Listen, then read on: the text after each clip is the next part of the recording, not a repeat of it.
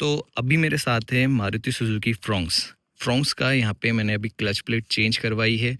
Clutch plate के साथ में यहाँ पे 3 सर्विस इसकी हो चुकी है। उनकी कॉस्ट कितनी आई है और ऑलमोस्ट ये कार जो है 39,442 किलोमीटर के आसपास चल चुकी है। तो अभी तक इसने कितना फ्यूल कंज़र्व करा है, क्या एवरेज निकला है, तो सारा ओवरऑल मैं आपको इस वीडियो के अंदर बताने वाला हूँ। क्लच प्लेट जो है जल्दी इसलिए चली गई है इसकी क्योंकि इसको क्या है 3-4 जने ड्राइव करते हैं, तो सबका अपना-अपना यहाँ पे ड्राइविंग स्टाइल होता है, तो उसके कारण इसकी क्लच प्लेट घिस गई थी। अब मेनली इश्यू क्या आ रहा था जिसके कारण क्लच प्लेट चेंज कराई है, पहले वो मैं आपको बता देता हूँ और एग्ज़ैक्ट आपको किलोमीटर भी बता देता हूँ, गाड़ी कितने चल चुकी है। तो यहाँ देख सकते हैं 39,432 किलोमीटर, ठीक है। अब हो क्या रहा था, जैसे ही गाड़ी ड्राइव कर रहे हैं अपन, पहले एक तो ये साउंड बहुत ही इरिटेट है, जब तक डोर बंद नहीं होता टू टू टू करता रहता है। तो गाड़ी चलते वक्त क्लच तो पूरा छूट रहा था, ऑलमोस्ट 90% क्लच में यहाँ छोड़ रहा था, तो गाड़ी फिर जाके पिकअप ले रही थी। पिकअप के साथ में एक इशू ये भी आ रहा था कि गाड़ी जैसे ही चलती थी, तो यहाँ पे मान लीजिए गाड़ी चल रही है 10 to 20, तो वहाँ पे आरपीएम तो फुल जा रहा है, आरपीएम ऑलमोस्ट 3,000 से 4,000 के बीच में जा रहा है, फिर जाके ये स्पीड अप हो रही थी, मतलब 10 पे थी तो फिर यहाँ पे 15 ऐसे जाके स्पीड पकड़ रही है, इतना आरपीएम जाने के बाद। तो मेरे को लग गया था कि इसका क्लच प्लेट जा चुका है, ठीक है।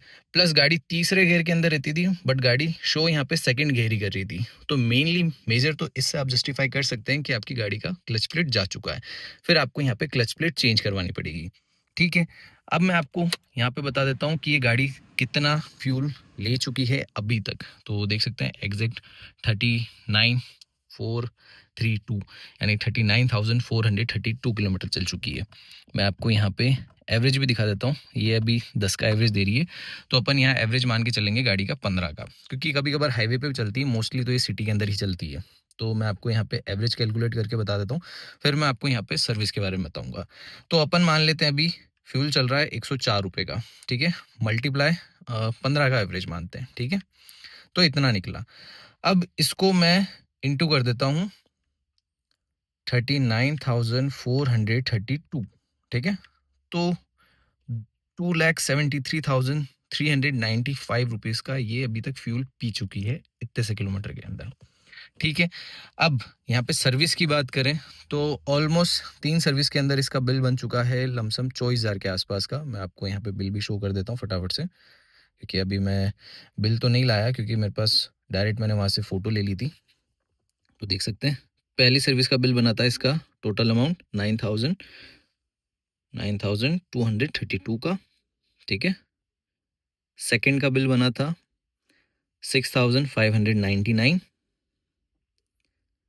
और ये बना था 7,444 रुपीज़।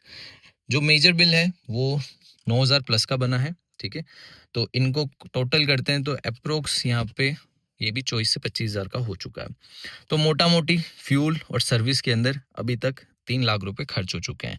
बाकी गाड़ी का खर्चा जो अलग है वो तो अलग है, क्योंकि अलाइनमेंट ये सारी चीज़ें इसके अंदर ऐड नहीं है, ठीक है।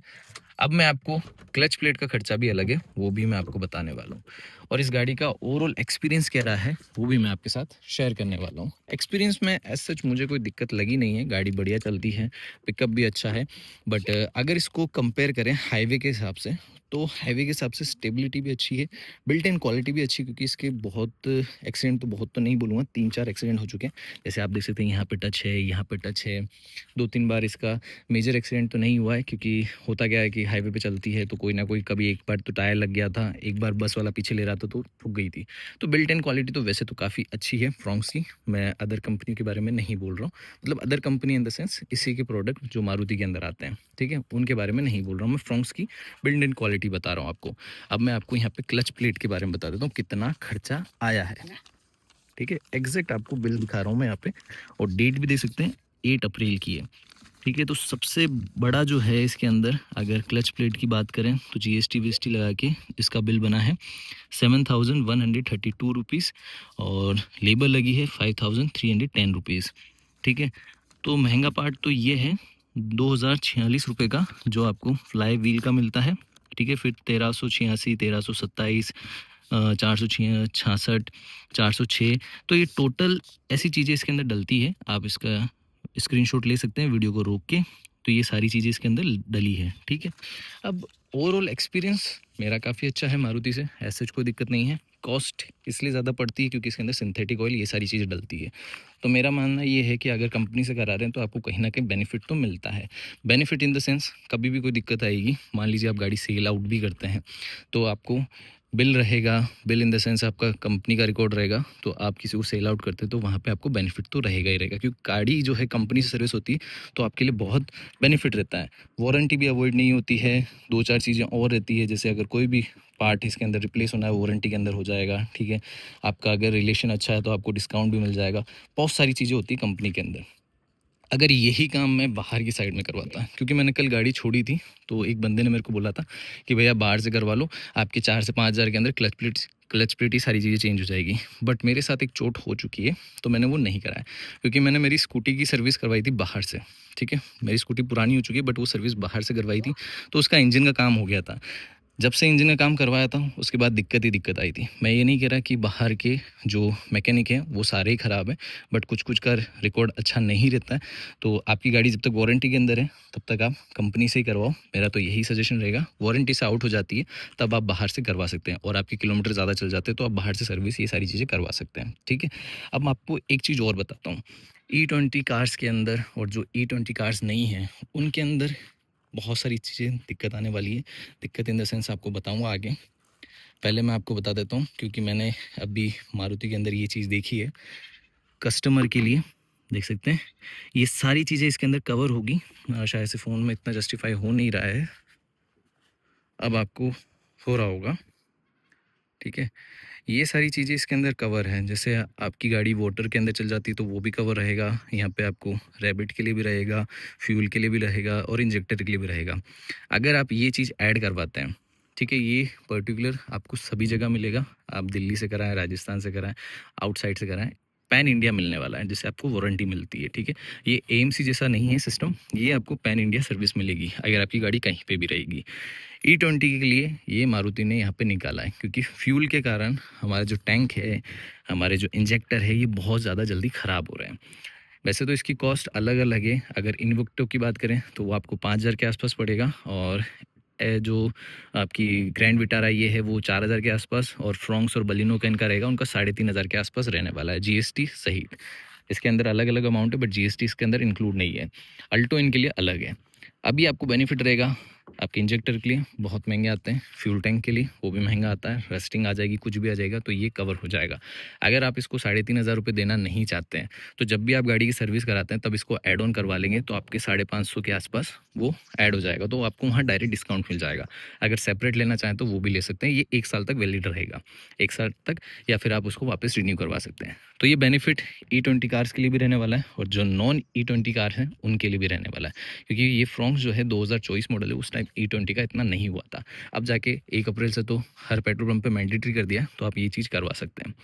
तो मोटा-मोटी अब बात करें कितना ये खर्चा ले चुकी है, प्राइस वाइज़ तो अलग है।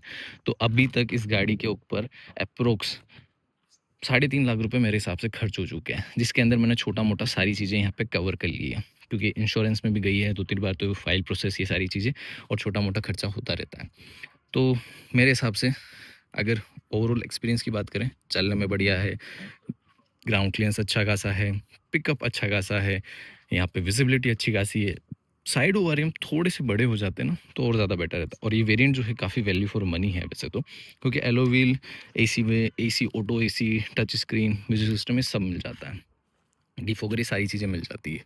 तो मेरे हिसाब से गाड़ी काफ़ी अच्छी है, अगर मेरा ओवरऑल एक्सपीरियंस बताऊँ तो। बट माइलेज थोड़ा-सा बेटर हो सकता था, बट बेटर भी मैं नहीं कहूँगा, क्योंकि मेनली ये सिटी के अंदर चलती है। तो 15 का एवरेज भी ठीक-ठाक है अगर इसका ओवरऑल का एक्सपीरियंस बात करें तो अपन।